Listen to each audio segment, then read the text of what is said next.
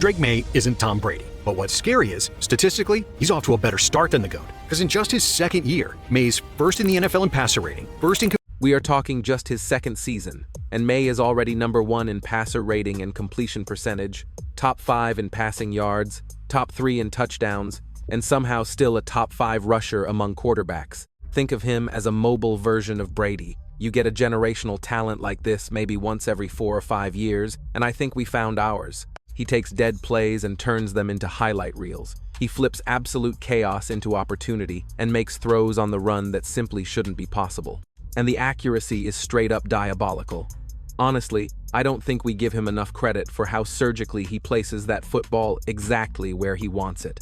He went from leading the league in completions to becoming a legitimate MVP contender at just 23 years old, taking the Patriots to heights they haven't seen since the Brady era. So, buckle up. This is the story of Drake Maye. Welcome to NFL Facts. Let's get into it. Growing up, Drake was the baby brother in arguably the most competitive household in the entire state of North Carolina. His dad, Mark, slung the rock for UNC back in the 80s, and his brothers were just as legendary. Luke played hoops for the Tar Heels from 2015 to 2019 and helped snag the national championship in 2017. The guy was a headline machine, famously hitting the game winner against Malik Monk's Kentucky squad in the Elite Eight with 0.3 seconds on the clock. That shot paved the way for their title run.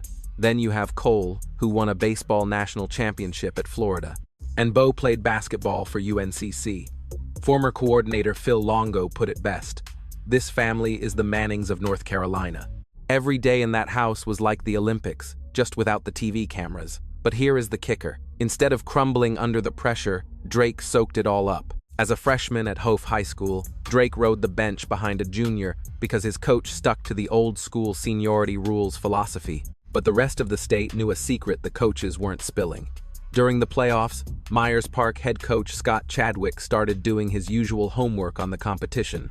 He gets on the phone with coaches who played Huff earlier, and they drop a bombshell he couldn't believe. Chadwick said, "I had other coaches telling me, hey, whatever you do, don't hurt the starter. You do not want to knock him out of the game.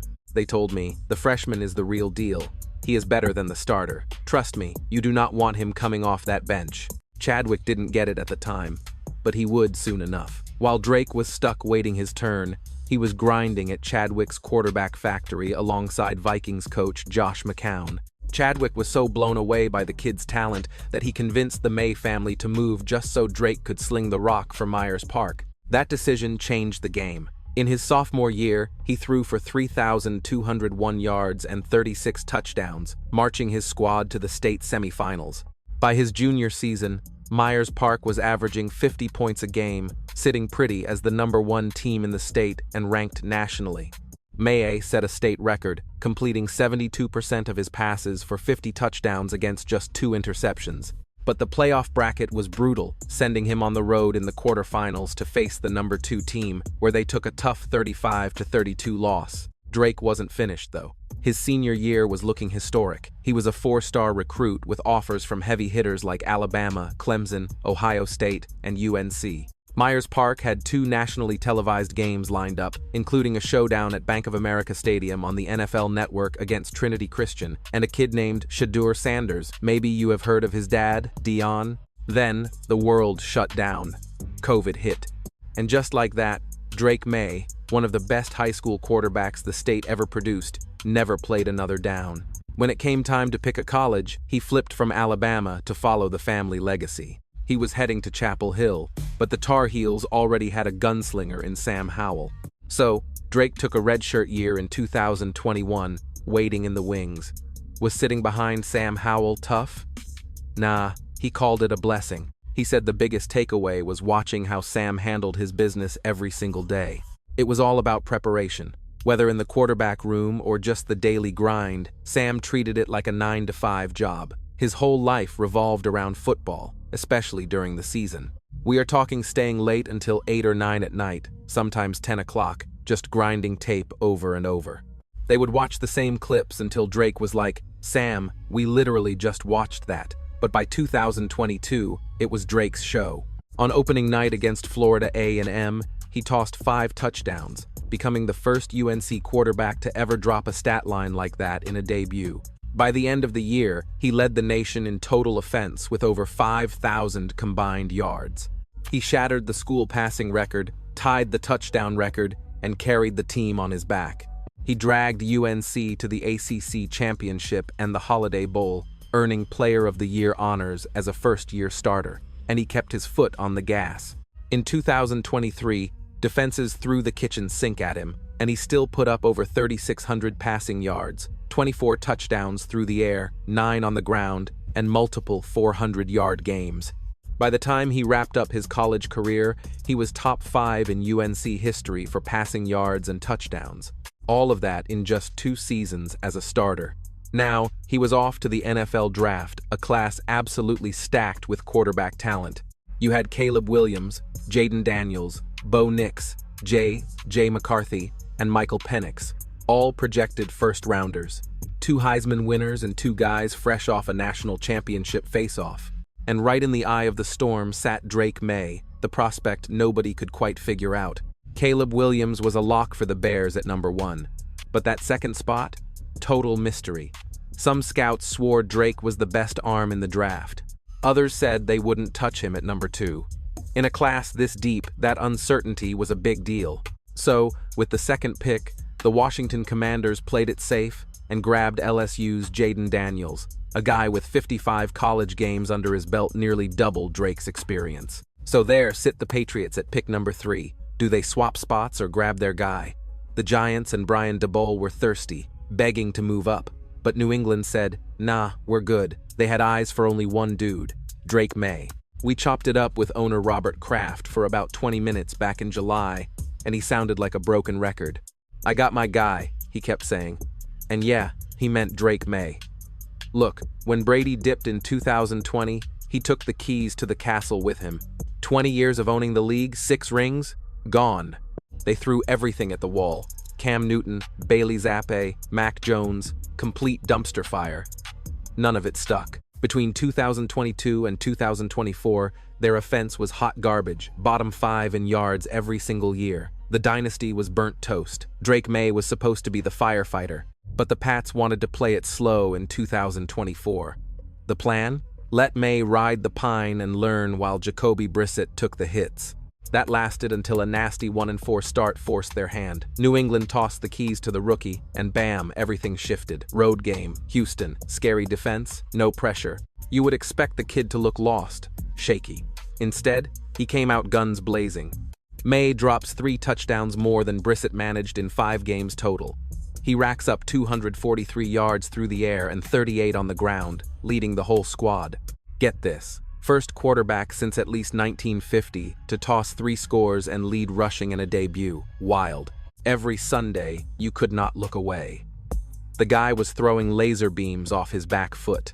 He was slippery in the pocket and reading blitzes that usually eat rookies alive. Then, week 8 hits. Maye takes a scary hit, concussion. Every Pats fan held their breath. When he finally suited up again a few weeks later, zero fear. The swagger was still there.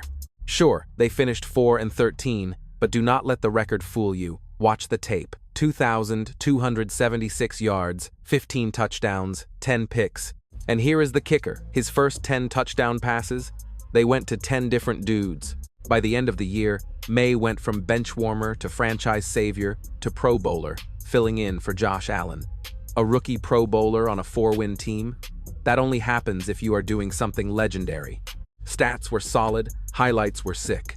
But Maye gave New England something they bad not felt since Brady walked out the door. Hope. Real belief. The match was lit, but the rest of the NFL did not realize that little flame was about to become an inferno.